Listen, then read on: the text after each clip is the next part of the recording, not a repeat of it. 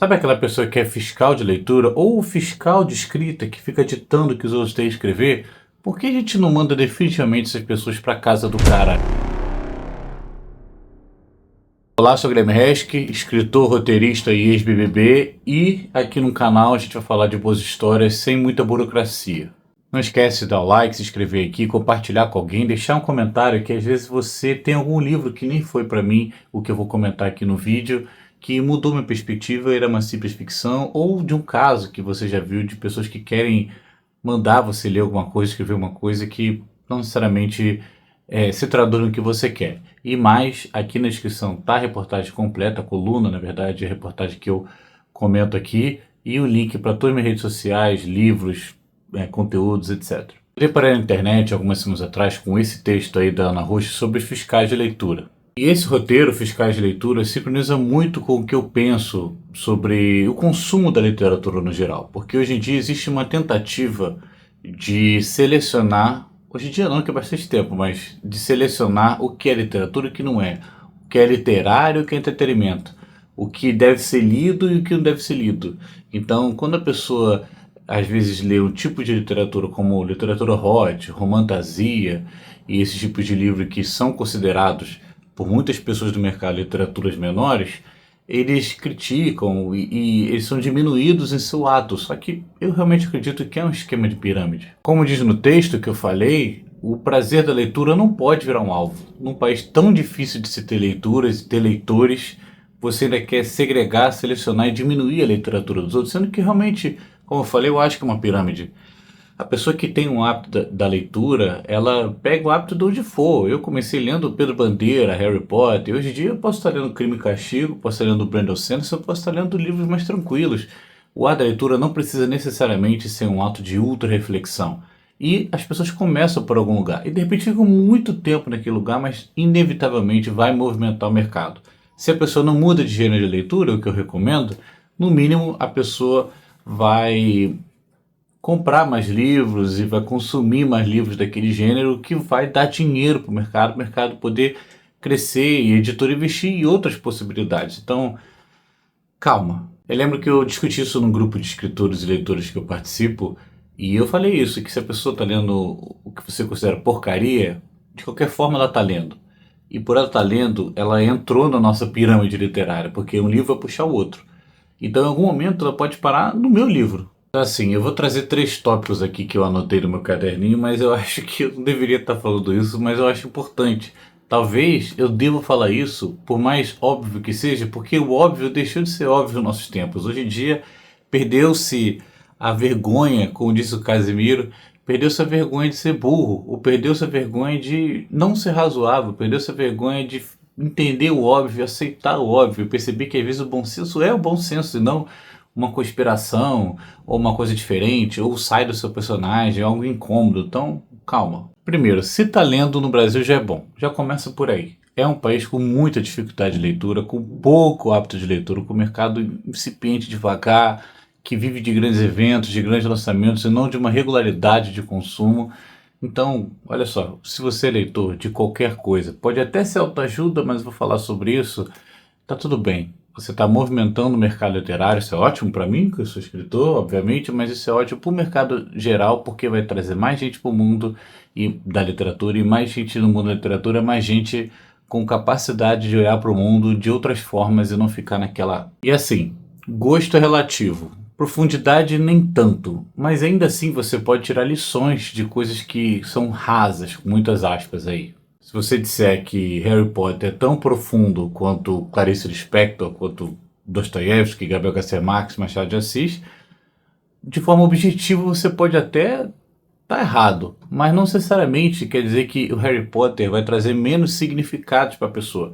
Eu, na verdade, a minha geração inteira cresceu com o Harry Potter amadurecendo, enquanto a discussão do amadurecimento dele estava acontecendo à medida que os livros saíam. Então, imagina, você tinha um guia sobre o debate da discussão do Harry Potter. Ele começou os namorinhos, ele entendeu o que é a morte, ele entendeu os próprios poderes, ele entendeu as próprias responsabilidades, e a minha geração cresceu entendendo junto com ele. Será que Harry Potter não deixa de ser importante, uma reflexão importante, só porque ele não é um livro do Nobel da Literatura, ou porque ele, não sei, é considerado um livro super acadêmico, importante para o mestrado, para o doutorado, para o pós-doutorado, discutir isso numa tese em frente a uma plateia enorme que está premiado Jabuti. Será que precisa estar nesse ponto o livro para ele ser considerado importante, para ele ser considerado profundo? Então vou dar outro exemplo. Em O Sol para Todos, da Harper Lee, eu considero o livro denso, é um clássico importante, é um denso em emoções, mas ele não é uma escrita rebuscada, é uma história sobre a visão de uma criança, de um contexto do da pós-abolição dos Estados Unidos, nos Estados Unidos, mas que ainda existe muita discussão racial, muito preconceito e muitas decisões de segregação, mas é a visão de uma criança, então há uma simplificação proposital aqui. E, cara, isso me fez refletir muito sobre o nosso mundo de hoje, sobre a minha forma de enxergar, as minhas atitudes, os meus reflexos relacionados aos tópicos. E é uma ficção sob o olhar de uma criança.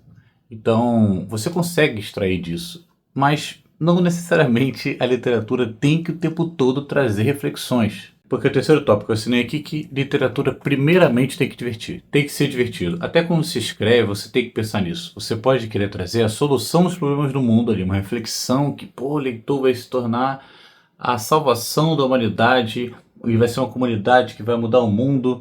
Beleza. Mas primeiro o seu livro tem que entreter. A gente tem que tratar livro como entretenimento o tempo todo, não como obrigação, não como estudo, não como um ato de reflexão obrigatória e ostensiva, porque isso é um dos problemas da literatura não entrar na realidade brasileira, do livro, da leitura, não ser um hábito, que é uma barreira ideológica, uma barreira invisível construída de complexidade, dificuldade, sendo que livro pode ser só entretenimento. Você pode ou mexer no celular esperando ser atendido no banco, ou ler um livro.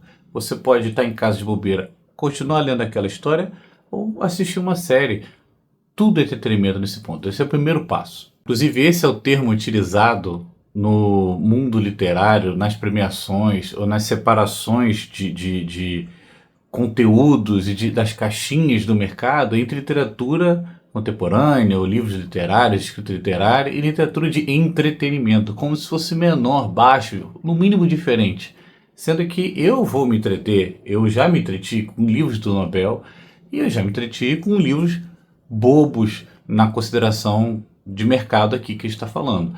Então, será que realmente a gente precisa pegar uma ficção bacana, uma ficção hot, que traz sensações também importantes, que são às vezes pouco naturalizadas no dia a dia? Será que é uma ficção de uma fantasia, simplesmente uma ação, um personagem mudando e tal? Será que isso é menos importante, é menos entretenimento, é menos literatura? Existe tanta gente lendo livro de golpista que virou guru, virou lei do mundo dos coaches e do mundo dos piramideiros e do mundo dos golpistas. Só porque o nome do cara é interessante. Se você pesquisar a história desse cara, não estou falando do imperador da França não, estou falando de outro. Se pesquisar a história desse cara verdadeira, a quantidade de trambique que ele fez, a quantidade de maluquice que ele fez, para depois escrever os livros que hoje em dia as pessoas carregam embaixo do braço para dizer que é bem-sucedido, para ler de manhã de forma performática e falar, nossa, olha como eu sou leitor, estou aprendendo as 60 leis do, né? Mas será que isso é muito maior, muito mais importante, muito mais profundo do que você ler? Pode ser o Harry Potter, pode ser a Quarta Asa, pode ser um Hot, enfim, esses livros que... Crepúsculo, criticado que Crepúsculo, será que é um problema a pessoa ler Crepúsculo ao invés de ler Mais Esperto que o Bicho do Mal? Será realmente que as reflexões do Mais Esperto que o Bicho do Mal são tão profundas assim? Ou existe uma boa vontade de tirar reflexões dali, porque há uma imagética, uma construção, uma forma ali de escrever que parece que realmente ele é um cabedal de conhecimento, de reflexão que vai mudar a sua vida? Eu acho que não. Eu acho que você pode mudar sua vida lendo um bom livro de ficção. E o mesmo serve para a escrita, só que o buraco fica mais embaixo ainda. Como eu falei, primeiro eu acho que é interessante você escrever com todos os significados e camadas que você quer, mas você tem que entregar uma história no mínimo interessante, no mínimo intrigante, no mínimo divertida, no mínimo emocionante, para as pessoas que vão gastar sua energia, usar o seu tempo para ler para você. Para ler para você não, para ler o seu livro. Então, você vai mudar o gênero do seu livro porque aquele gênero está no hype? Ah não, hype agora é vampiro. Ah não, o hype agora é zumbi no espaço. Ah, não, o hype agora é porque vai sair um filme do Frankenstein, a fazer uma releitura do Frankenstein. Será que esse é o caminho? Você vai escrever o que você gosta, o que você quer, o que você pode entreter as pessoas, ou você vai tentar se encaixar nessa fiscalização também da literatura, porque o mercado exige aquilo? Não vai funcionar. Para você escrever, você tem que se apaixonar pelo ato em si, pelo ato de escrever, de usar palavras que traduzam uma imaginação sua e, quem sabe, traga emoções para você que está escrevendo e para quem for ler o seu livro. Eu vou gravar um vídeo em breve sobre um livro do Murakami de corrida e ele compara o ato da leitura a uma maratona, um preparo, um treinamento, uma regularidade. Que é isso, escrever um livro é um ato muito longo. E se a sua energia estiver disposta a questões externas, estiver direcionada para, não, vou escrever isso porque eu vou ser reconhecido lá na frente por causa disso. Não, vou escrever dessa forma porque é mais literário e lá na frente vão me reconhecer e aí eu vou poder frequentar as mesas mais importantes da literatura e ser reconhecido como intelectual. Não vai funcionar. Ou vai ficar estranho, ou você é muito doido, aí parabéns, você realmente tem muita loucura e consegue separar as coisas assim, ou não vai ficar bom. Você escrever sem o amor pelo ato de escrever é visível, dependendo do livro que você pega para ler, e é dolorido. O ato de literatura é desgastante, é cansativo. Não quero desmotivar ninguém, mas é cansativo, é um esforço, são horas e horas sentados aqui para às vezes você matutando, pesquisando e tal, você vai gastando energia 6 horas seguidas para escrever 2.000 palavras, às vezes você nem terminou um capítulo. Esse livro aqui tem mais de 40 capítulos, então imagina o esforço, o volume de ações, a quantidade de energia, o gasto cerebral, mental, criativo que você tem para escrever às vezes algo que você só está olhando para aquilo como se fosse, ah não, isso vai me dar mais chance de sentar naquela mesa. Bem, pelo menos agora falando por mim, não espere isso de mim. Na verdade, me deixa quieto, deixa eu escrever o que eu quiser e se você gostar, tá ótimo. Eu não vou conseguir fazer dessa forma. Eu acho que a maioria não vai conseguir, eu espero que não consiga. Para literatura, para escrita, ser algo mais libertador. Você não pode mentir para você mesmo. Você pode tentar mentir para todo mundo, mas na hora que você está ali, abrindo sua alma, seu coração, você não vai mentir para você mesmo. Quando você contar uma história de verdade, você não vai conseguir botar as suas mentiras ali da forma que você poderia colocar as suas verdades. E é por isso que eu sempre falo que a ficção não mente.